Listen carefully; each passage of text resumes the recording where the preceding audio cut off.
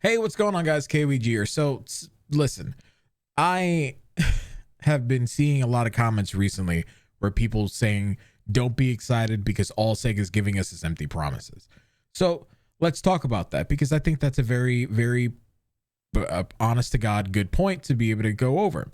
But before we do that, also, you guys can use the membership button down below to be able to get some emotes that you guys can use here in the comment section on YouTube, or you guys can help me reach my goal to be able to start my podcast.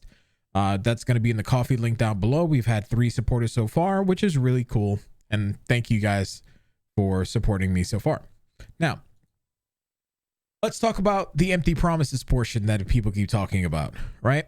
We don't know if they're empty promises right now. Okay. They said that they were going to look into urgent quests. And with that, they said, as a result of looking into it, they were like, okay, listen, we're going to bring back the schedule for a week, right? And then from that, they're going to then decide how to move forward based on the response. In addition to that, right, they're then going to talk about how they're going to do the urgent quest schedule going forward, where more might be appear, less might appear, so on and so forth.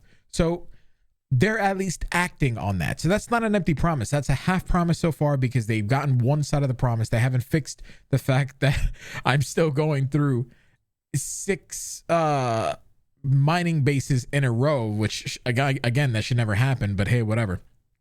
Or 3, I think is what happened more recently after the most recent maintenance, right? This is probably the only thing that you can consider an empty promise because it hasn't happened yet. Excuse me. Right? They said that there's not a lot of playable content. Please update it more frequently like you did with PSO2. This was huge. This was honestly huge because this showed that Sega's taking accountability and they're like, you know what? Yeah, we agree with you, player base. People who have been giving feedback, we agree.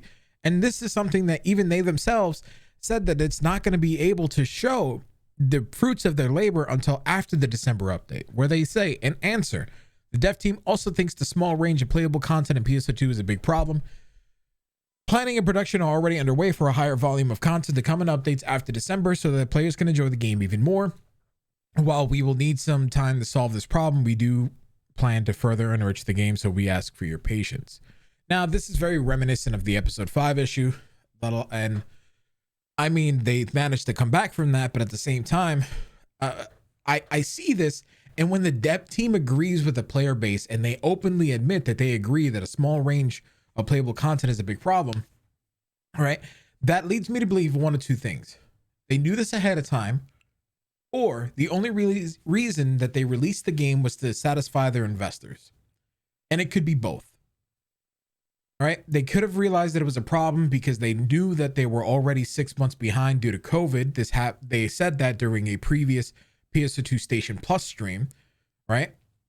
Now that was before the New Genesis prologues and stuff like that. Those were the official PSO2 streams where they were 6 months behind, and likely that put them 6 months behind on New Genesis as well. So they probably foresaw a lot of these issues, but they needed to make their investors happy. That's honestly where I think that was going, but they have to make it so that way they can, you know, talk about it without pissing anybody off, right? So you already have, they said that content will be coming and they understand that it's not there now and they're sorry for that. And they're already listening about the urgent quests.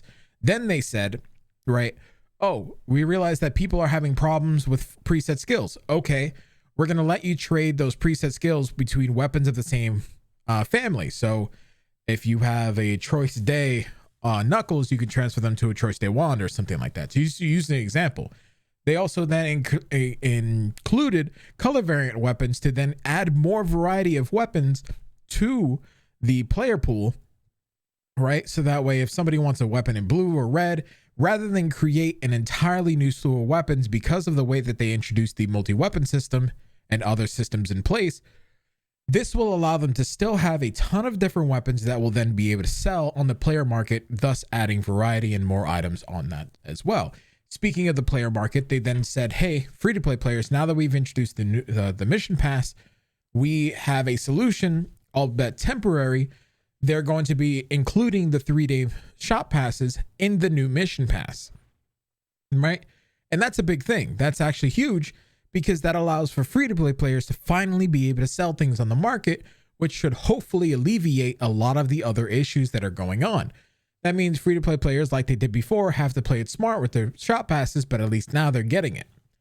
I'm hoping, in my personal opinion, they find other ways to introduce these shop passes, because it shouldn't just be one shop pass every week, or even maybe one shop pass every month. That's not feasible. It has to be more. So there has to be a little bit more steady resources in getting that. So, but until we see the mission pass in full, let's assume that we're getting at least 2 or 3. Okay. Which it would be 1 per week, because the mission passes generally last for about a month. As far as anything else is concerned, on the global side of things, we were making a big stink about chat features, and that's actually going to be added into the game, where we're going to be able to toggle on and off every single versions of the chat and their displayed versions as well. And this is going to be transferring to the Japanese version too, but it's still a feature that was prominently a problem in the global one, right? Even people like myself, I've had people follow me around making racist remarks because obviously, right? And that's kind of it. So everything that they've said that they were going to do, they're doing, right? We might still have some issues with the bans that they put out, the fact that an entirely different department is doing AC scratches and they're doing their job, so they're never out of AC scratch, and then the server lag, right? But at the end of the day, people are excited because what happened with Sega is they took accountability. They said, listen, we heard you on all those problems. We get you, but we can only fix it so quickly. So we're going to address it and then hope that you guys can understand that. And for a company to go that far, because they could have just said, hey, we hear you, please look forward to the future. That wouldn't have solved anything, and that wouldn't have addressed it directly. But the fact that they did address a lot of these issues directly, that's a good thing. And I'm hoping that they continue to have that level of communication going forward, because that ultimately is what held that headline high. Because if it were just the Battle Dia quests, some of you guys are right. That's the bare minimum. That solves one issue with the gameplay loop that the game currently has, but it does not solve the overall issues with the game. Largely, cocoons are still unused after you do them the first time for your skill points. Dread enemies and veteran enemies and stuff like that are ultimately non-existent. Like, there's no real reason to farm them, especially now with Battle Dia quests, right? Urgent quests are still a problem because they're not meant to be part of the main progression system, but you have to do them for events. There's still a lot of things that need to be fixed. So let's take a moment, get out of copium phase, step into hopium, because that's where we are right now. We've upgraded the hopium, and let's hope that Sega can continue to keep the track that they just proved to us that they can do. This, again, the expectations that Sega sets is what the community is holding them to. The community is not holding themselves to anything or holding Sega to expectations that they can't meet. Sega set these expectations previously, and that's what's happening right now. And again, because Sega responded in kind, that's why people are excited. So let them be excited. Anyway, I figured that was a good conversational point because I got a comment like this one that's on screen. And honestly, as much as this contradicts itself, it's a comment that I've seen all too frequently recently. So, you know, it's a good conversation to have. And I'll never be the one to say, hey, PSO community, you're abundantly wrong. Because quite frankly, a lot of the time I see things, I think some people are irrational, but ultimately there is a shred of truth in what they're saying. And that's where I'm at with this. So I'm going to be in the hopium side for now. I'm still going to be critical of everything Sega. And I have something exciting, hopefully in the planning stages right now. But ultimately, I hope you guys are having a wonderful day. And you guys continue to enjoy the game once all of these changes and fixes wind up coming through. But with that, stay awesome, stay beautiful. I'll see you guys in the next video. Peace. I'm out.